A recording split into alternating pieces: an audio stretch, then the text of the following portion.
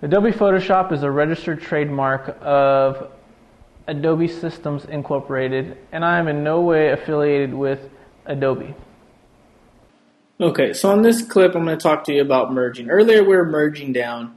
We clicked this button, and now it's not giving us the option because we have these adjustment layers up here that's not letting us do it.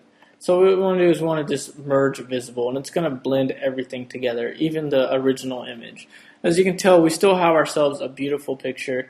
And now we're ready to actually go into Zoomify, which I wanted to show you guys about. And it's really a powerful thing, and all it does is basically combine a whole bunch of blocks together, and it gives you a way to view a high-resolution file on the internet, or you can actually view panoramas on the internet. So it's kind of like doing that virtual tour thing that people do. So I'm going to show you that on the next step.